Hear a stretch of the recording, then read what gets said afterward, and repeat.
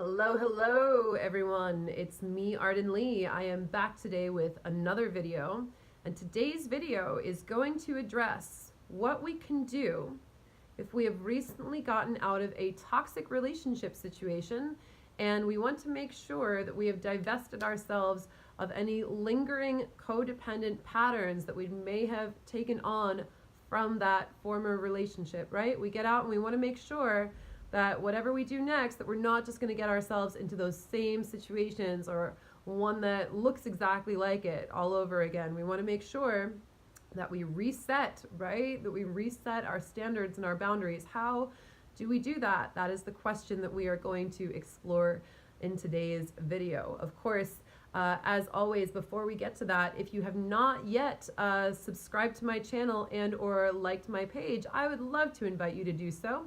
And if you're not yet familiar with me and my work, my name is Arden Lee, and I am the creator of the Repatterning Project. That is an 8-week deep dive course where we pop the hood on all of our patterns, our habits, our unconscious beliefs, all the things that are either holding us back from our full potential or those things that maybe we want to grow and even allow us to optimize our paths forward so that we can move even faster with the gifts that we already have, right? So we want to optimize our paths by bringing focus to our everyday choices and habits and make sure that they are leading us towards success and abundance and the fulfillment of everything that we want to achieve for ourselves, right? So if that sounds like your jam, go ahead and check out the description box where I have left a link to a free PDF guide about the Repatterning Project so that you can learn a little bit more about what it is that we do and how we do it. And I also have a link to the Repatterning Parlor, which is the free group that I moderate on Facebook. So go ahead and check that out, because as you know, or maybe you don't know yet, the more people we surround ourselves with who share the beliefs and the influences that we want for ourselves, the more we can take on that influence ourselves, of course. So go ahead and join us, and you will find a whole bunch of like-minded individuals who are also on their own paths toward success and happiness. So we would love to support you. Come and say hello, click through, and let us know where you found us.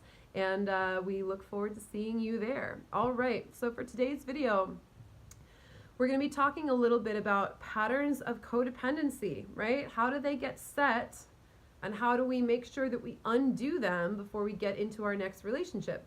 So in so many instances of codependent, toxic relationship situations, we may not go into that relationship with, our boundaries completely eroded. Oftentimes it is something that happens over time. Now, it's also possible that we went in with horribly eroded boundaries because due to our childhood trauma, we had already had our standards and our boundaries and our sense of self-worth compromised. That happens too, right? But most relationships that we get into, most people who are going to be feeding off of our codependency and that energy that we give in that relationship, the times that we're going to be in a relationship that compromises our standards of how we want to live our lives, that we're willing to compromise in order to remain in that relationship, oftentimes it kind of creeps up on us, right? We get into a relationship with someone who seems perfectly nice, and they get their hooks into us, and they know how to press our buttons. They know how to give us that thing that we're seeking, right? That thing that we're seeking to be in a relationship in the first place. And then they sort of hold it out, and they get us to follow that carrot, and compromise ourselves in ways that we hadn't planned on doing. And by the time we finally exit that relationship, we have gotten ourselves into all kinds of unhealthy patterns and beliefs and ways of being that really don't serve us whatsoever.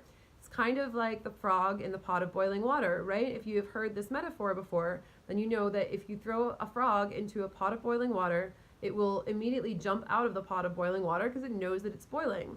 But if you put a frog into a pot of water and you slowly turn up the heat until that water gradually comes to a boil, the frog will not notice the difference because the change is too gradual. and the frog will overheat itself to death.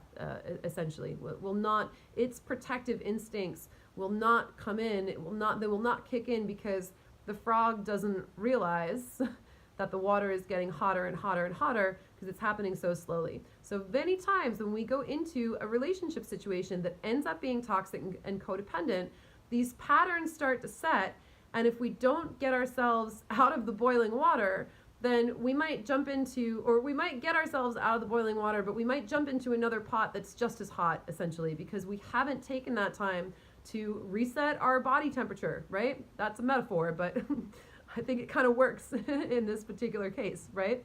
We want to be able to reset so that we know what our baseline normal is. And one of the reasons that so often we get into codependent relationships in the first place is that we don't really like our lives when we're alone.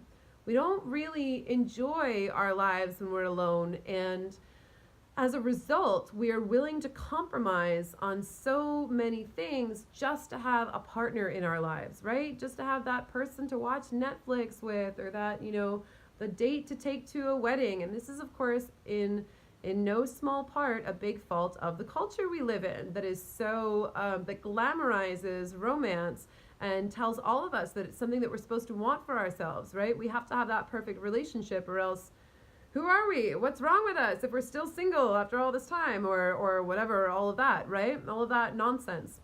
And luckily, we are moving toward a culture that is becoming more and more supportive of different kinds of choices, whether those are alternative relationship styles, or just the choice to focus more on one's purpose in life, to focus more on one's friendships, to have self-care really come first before we start, trying to go out of our way to get into a relationship that maybe doesn't even serve us. So that's one of the reasons this work is so important right now, is that we are moving toward those kind of models, and we have more and more support in our collective than ever before for really taking care of ourselves. So that's a super important thing to do.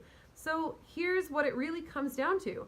If you have gotten out of a relationship that had codependent patterning in it, where you felt you were compromising on your own sense of self-worth, your own standards, your own boundaries, if you've gotten out of a relationship and you realized, wow, I can't believe I let it get that bad, was that even me who was in that? How was I possibly thinking these things about myself, or saying these things about myself? How did I possibly put up with this kind of treatment and say, this is okay, I'm still in some way choosing to be here in this relationship, I'm still saying yes to it because because I'm not either leaving, or at least trying to make a plan to leave. I understand that not everyone can leave an abusive situation right away, but there is a difference between saying, yes, I still want to be in this, versus like, I know I want to be out of this, and I need to figure out how I'm going to do that, right? So for as long as we say, yes, I'm still committing to being here, even though I know I could walk away, it really has an effect on our psyches, right? It really has an effect on what we see ourselves having put up with in terms of how we were treated. And it becomes really necessary after we walk away from that to really draw that line, let that line in the sand, really make that reset, make that break away from that pattern. That's something that's really, really, really important. So the most important thing that you can do coming away from a codependent situation is to be single for a long period of time, quite frankly. And I don't say that, there's so many people, and I was probably once one of them myself, who hear that and are like, oh, I have to be single again. Like, this is the reason I didn't want to be, this is the reason that I stayed in a relationship that long, is because I didn't want to be single. Well, yes, that's exactly the problem. And that's really where you have to start doing that deep work on creating a life that you love for yourself, that you're not willing to compromise on for another person, because you are so in love with the thing that you have created for yourself all on your own. If you are miserable being single, then of course someone is going to be able to come along and offer you the bright, shiny thing that you're looking for in exchange for you compromising your own energy, your own time, your own effort and work and emotional labor that you're putting into the relationship, your own energy that they're getting out of it from you when they're offering whatever it is that you feel is somehow making your life more complete than it would be if you were just on your own and single. So what's really important about taking this long period of time, a lot of people say a year, but however long it takes for you, the thing that's really important about this long period of time is that you're not just practicing this sort of abstinence without doing the deep work, right? That's what people miss. People are like, oh, go be single for a year. Well, if you're just being single for a year and just waiting around for that year to be over and not actually doing the deep dive, then that doesn't really count for much. There's plenty of people who just haven't dated anyone in a year, but who haven't taken that year to really look at their patterns and look at the life that they are creating for themselves. Look at, all the things that they want, all the things that they are calling and bringing into being, right? That's the really important part, because what you want, ideally, is you want to be living a life that is so full and so wonderful and so busy and so fulfilling to you that it really takes someone who is going to come up at that level and offer you even more expansion, even more abundance, even more goodness for you to actually give them your time. This is about you valuing your own time and making sure that you're only giving it to people who are meeting that value. But no one's going to value your time if you don't value your time yourself, right? So the more you can sit with that being single and say, okay, I'm going to be single now for a little while, not just for the sake of being single, just by definition, but I'm going to take this time to really make sure that I'm living a life that I love. What does that look like, right? Does that look like I'm running a business that I love for myself? Does that look like I have multiple creative projects that are fulfilling to me? If there was, I took my time to, being single to really work on a number of things, but not least of all, which was really starting to take myself seriously as a musical artist. And if I had met a guy who came in and was like, well, why don't you cancel your band practice so you can go on a date with me? I would have been like, no, absolutely not. That's ridiculous. Not in a million years, because I'm only going to be calling in people who are already in alignment with the things that I love. Because if they're not already in alignment with the life that I've created for myself, first of all, they're not a match. And second of all, it means that they're looking for me to compromise on my boundaries and my standards. They're looking for me to rearrange my furniture to suit them when they just kind of came along and they just kind of appeared out of nowhere. The problem and the reason that we so often get into codependent situations in the first place is precisely that we haven't arranged a life to our way of liking. We stay so flexible.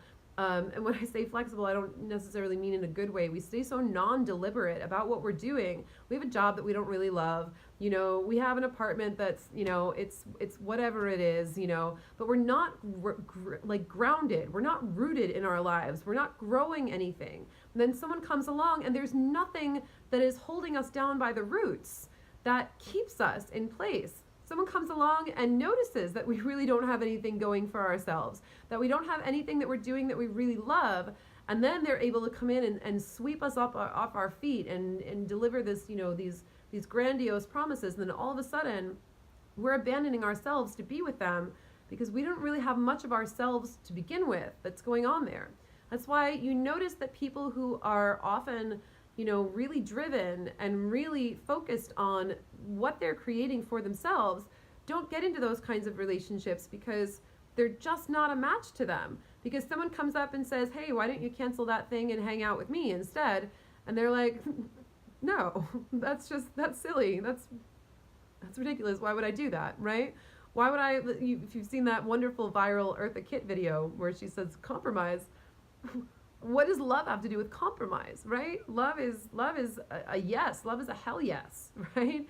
Sure, yeah, maybe sometimes like you want to go to your favorite restaurant and they want to go to their favorite restaurant, sure, on a micro level, whatever, but on a soul level, you want to call in the thing that's a fit.